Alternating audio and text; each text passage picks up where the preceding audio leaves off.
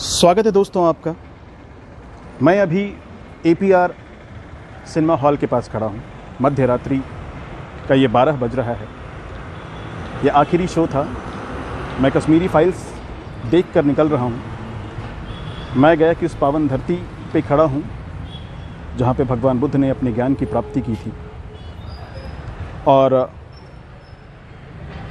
मैं जब इस मूवी को देख कर निकला, 2 घंटे 56 मिनट की इस मूवी में वाकई में हमारे भी आंसू नहीं रुक रहे थे। कभी मैं स्क्रीन की तरफ देखता, कभी मैं लोगों की तरफ देखता। बड़ा ही भयावह दृश्य था। इसी पे कुछ और स्पष्टीकरण के साथ आइए एक लेखक, एक चिंतक और एक ब्लॉगर जो कि अनलिमिटेड पीस के नाम से अपना ब्लॉग चलाते हैं, मिस्टर घनश्याम कुमार जी से चर्चा कर। तो घनश्याम जी, स्वागत है आपका। और द कश्मीरी फाइल्स आपने भी इस मूवी को अभी देखा। इस पे कुछ बिंदु आपसे मैं पूछना चाहूँगा, कुछ सवाल करना चाहूँगा, स्पष्टीकरण लेना चाहूँगा। सबसे पहले हम आपका स्वागत करते हैं कि आप जो है इस मध्य रात्रि, जब हम देख रहे हैं कि ये मध्य रात्रि और गया जैसे शहर में भी अभी लग रहा है कि चारों ओर देख सकते हैं कि इस मूवी को देखने के लिए कैसे लोगों की भीड़ उमड़ पड़ी है, इसे हम लोग देखेंगे। हम जानते हैं कि फिल्में जो है वो आईना है, और आईना एक वास्तविक सवाल आपसे पहला ही पूछना चाहूँगा। जनता भी देख रही है आपको, और जी, चूँकि जनता जनार्दन होती है, आपने जो इस मूवी में अभी देखा, आपको क्या वास्तविकता महसूस हुई? क्या वास्तविकता से कहीं सरोकार आपका रहा उस मूवी और इस जो वास्तविक में जो घटना घटी थी? जैसे मूवी जो होता है समाज का रियल मिरर, वास्तविक दर्पण है। और इस मूवी में आपको क्या ऐसा? हाँ, मैं बता रहा हूँ। ये जो मूवी है द कश्मीर फाइल्स एक वास्तविक आईना है, और ये चीख के ये मूवी 2 घंटा 50 मिनट तक ये कह रही है कि हम तो आईना हैं, दिखाएंगे दाग चेहरे का, जिसे अच्छा ना लगे हट जाए सामने से। तो यानी वो व्यक्ति जो इसके आलोचक हैं और जो इसको टारगेट कर रहे हैं, आपने ये बात सही कही। उनका हमें विद्रूप चेहरा उभर के सामने आ रहा है। हमें भी इस बात की बड़ी अंदर तक गहराई तक महसूस हुई कि वाकई में ये फिल्म कुछ कह रही है। और मैं बाकी लोगों को ज़रूर प्रेरित करना चाहूँगा कि आइए, अगर आपने द कश्मीर फाइल्स नहीं देखी है तो इस मूवी को ज़रूर देखिए, और बाकी की सच्चाई आपको घनश्याम जी ज़रूर बताएंगे कुछ सवालों में। आप देख लें, ये जो दर्शकों का हुजूम मध्य रात्रि में निकल रहा है, और आप उनके मनोविज्ञान को अगर देखेंगे तो मैं साहित्यिक लहजे में अगर कहूं, दुष्यंत कुमार की 2 पंक्ति से मैं अपनी बात शुरू करना चाहूंगा। सीने में जलन, आंखों में तूफान सा क्यों है, इस थिएटर के सारे दर्शक परेशान सा क्यों है। एक परेशानी, एक बदहवासी आंखों के कज्जल कोर में आज भी एक दर्द छिपा हुआ, एक टीस है। एक स्तब्ध होके दर्शकों का हुजूम चुपचाप निकल रहा है। तो यहाँ एक टीस को महसूस करने की आवश्यकता है, और ये टीस ही कश्मीर का वास्तविक इलाज करेगा आने वाले दिनों में। तो कुछ लोगों का कहना है कि ऐसी फिल्मों से सांप्रदायिकता बढ़ेगी, और कुछ लोगों का कहना है कि ऐसी फिल्मों से हमें आगे होने वाले इस तरह की घटनाओं में जो सभी जगह हो रही है उसको रोकने में मदद मिलेगी। आपका क्या कहना है? देखिए, इसमें एक बातें जो स्पष्ट रूप से उभर के सामने आती है कि ये जो मूवी है द कश्मीर फाइल्स, वस्तुतः जब हमें कोई बीमारी होती है तो जब हमें कोई बीमारी होती है तो हम क्या करते हैं? हम जाते हैं डॉक्टर के पास और डॉक्टर हमें भेजते हैं डायग्नोसिस करने के लिए, और डायग्नोसिस करने के बाद जो रिपोर्ट आता है तब उसका इलाज किया जाता है। तो इस फिल्म में डायग्नोसिस किया गया है कि आखिर हमारी कौन सी बीमारी है। लेकिन यहीं पर हमारे नाना पाटेकर साहब का कहना है कि ऐसी फिल्में बकवास हैं, ये दो समुदाय को तोड़ने का काम करेंगे, इस तरह की फिल्में नहीं बननी चाहिए। इस पर आपका क्या कहना है? थोड़ी सी चर्चा इसमें विशद होगी, लेकिन मैं आपको बता दूं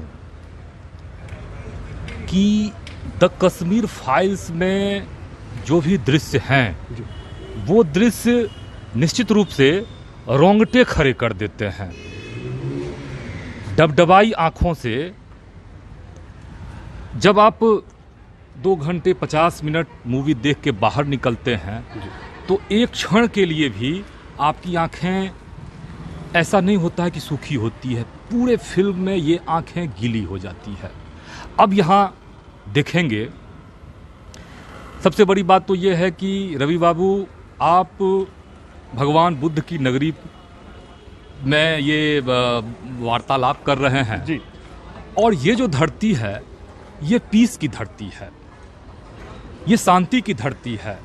ये भगवान बुद्ध को कैवल्य की प्राप्ति यहाँ हुई, ज्ञान की प्राप्ति हुई।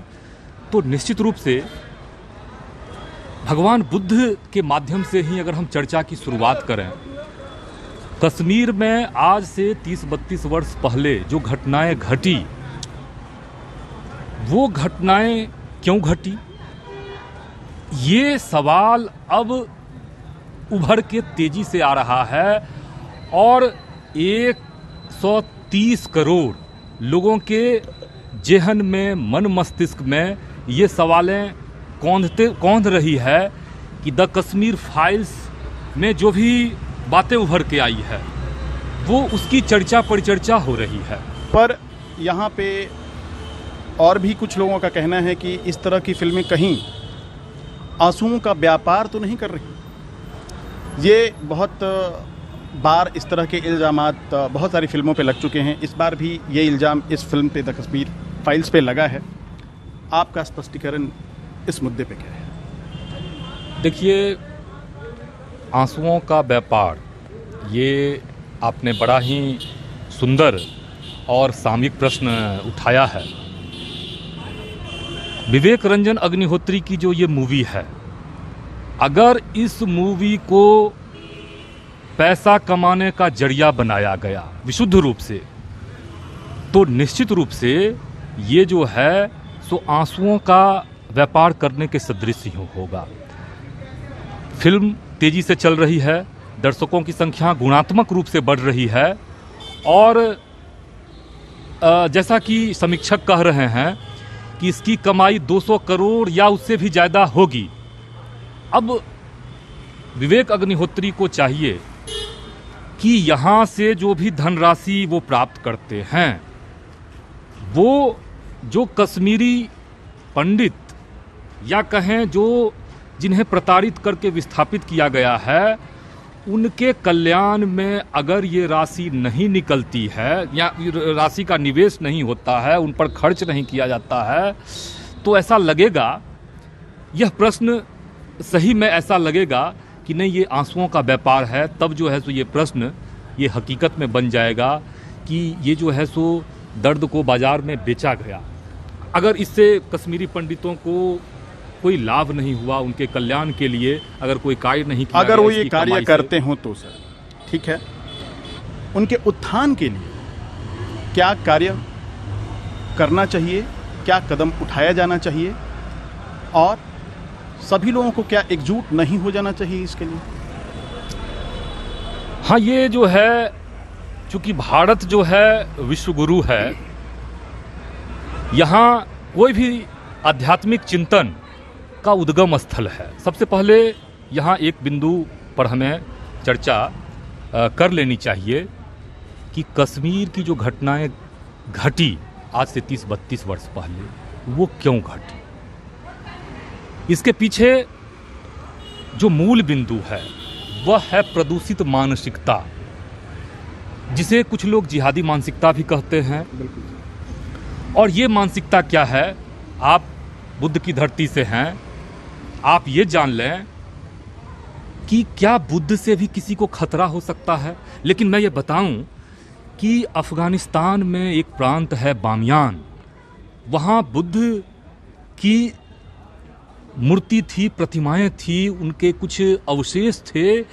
उन अवशेष को तोड़ने वाले जो विचारधारा हैं, वही विचारधारा कश्मीर में खाद पानी देने का कार्य कर रही है। और उसके जो बिरवा हैं, उसके जो पौधे हैं, वो 32 वर्ष पहले लहलहाने लगे।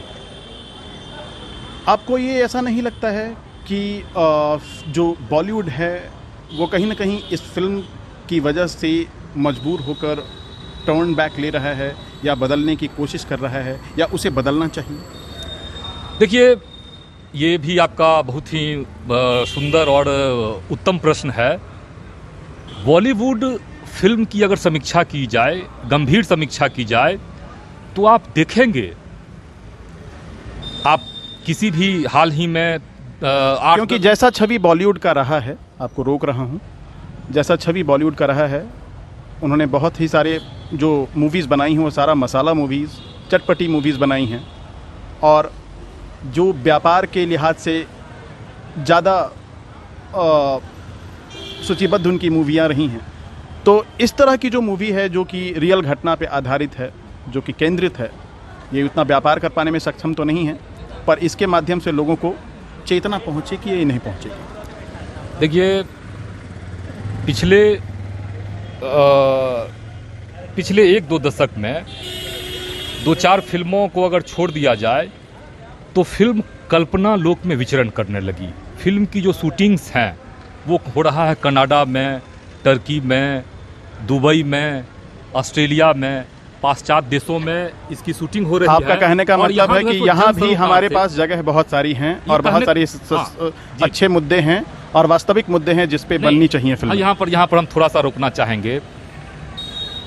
ये बॉलीवुड की जो मूवी है और इसके जो निर्देशक हैं, वो कहीं ना कहीं उनमें जो लोक मंगल की जो भावनाएं हैं वो कहीं न कहीं दबी हुई है, और समस्या प्रधान फिल्में वो हमें कल्पना लोक में विचरण करवाती हैं। और जैसे हम कह सकते हैं कि आप देख लें, अगर 8-10 कोई भी मूवी ले लें, हाल ही में पिछले 8-10 वर्षों में जो रिलीज है, कोई भी सैंपल के रूप में 6-7 मूवी लें और उसमें देखें तो अमूमन या सामान्यतया कह सकते हैं कि 1-2 चटपटी आइटम सॉन्ग होता है, फिर हीरो हीरोइन का वही जो है सो वही फ्रेमवर्क, उसमें सिर्फ मनोरंजन के नाम पर वो दर्शकों को एक ऐसे लोक में ले जाती है जहां पर यथार्थ से उनका कोई लेना देना नहीं है, उनके आम जनजीवन से वो फिल्म में। तो सर, आप इस फिल्म के माध्यम से, जिसको आपने देखा है, आप लोगों को क्या संदेश देना चाहते हैं? लोगों को हम ये संदेश देना चाहते हैं कि ये जो प्रदूषित मानसिकता है, जिसे दूसरे शब्दों में हम कह सकते हैं, भले कुछ लोगों को आपत्ति लगे कि जिहादी मानसिकता, ये मानसिकता है जो अफगानिस्तान के बामियान में बुद्ध की मूर्ति तोड़ती है। बिहार के नालंदा में, रवि बाबू आप ये जान के आश्चर्य रह जाएंगे कि दुनिया का, एशिया का, या कह सकें दुनिया का जो सबसे सुंदर विश्वविद्यालय, जो सबसे विकसित विश्वविद्यालय था, नालंदा विश्वविद्यालय, उसको जलाने वाले व्यक्ति बख्तियार खिलजी के नाम पर आज भी बख्तियारपुर जंक्शन है। क्या उस नाम को बदला नहीं जा सकता है? क्या उसका नाम अगर कलाम जंक्शन कर दिया जाए तो कैसा रहेगा? बहुत बढ़िया। तो हमें जरूरत है, हिंदू मुस्लिम, भारत माता एक सुंदर वधू हैं, ऐसे हमारे एक विचारक का मानना है कि भारत माता एक सुंदर वधू हैं, हिंदू और मुसलमान इनकी 2 आंखें हैं। तो ये ना तो सांप्रदायिक है और ना ही इसमें समस्याएं हैं, और इस समस्याओं से हम जितना पीछे भागेंगे, इस प्रकार की जो घटनाएं हुई है उसकी पुनरावृत्ति होगी। और अगर हम इस नग्न यथार्थ को देखें और डायग्नोसिस में जो रिपोर्ट आए, जब हम ऑपरेशन करते हैं और शरीर से जब मवाद निकलता है तो बदबू होती है, पीड़ाएं होती है, तो वो तो है इस मूवी में ऐसी, चूँकि उस जो वर्षों से उस मवाद को रोका गया था, विवेक रंजन अग्निहोत्री ने उस घाव का ऑपरेशन किया जिसमें हम सर देखते हैं। ये जो है ये माइग्रेन है, तो माइग्रेन का इलाज किया गया और इस इलाज में यहाँ जो मवाद भरे हुए हैं, सर से जब मवाद निकलते हैं तो कुछ विभत्स दृश्य आते हैं और वे हमें आंदोलित करते हैं। बड़ा ही सही मुद्दों पे ये चर्चाएं हमारे घनश्याम जी ने स्पष्टीकरण के साथ की है। मैं बीच में ही रोकना चाहूँगा, और ये मुद्दे यहीं ख़त्म नहीं होते, ये कड़ियाँ यहीं ख़त्म नहीं होती। मैं अगली कड़ी के साथ आपके पास फिर से हाजिर होऊंगा, नए मुद्दों के साथ, नई चीज़ों के साथ। बने रहें हमारे इस चैनल।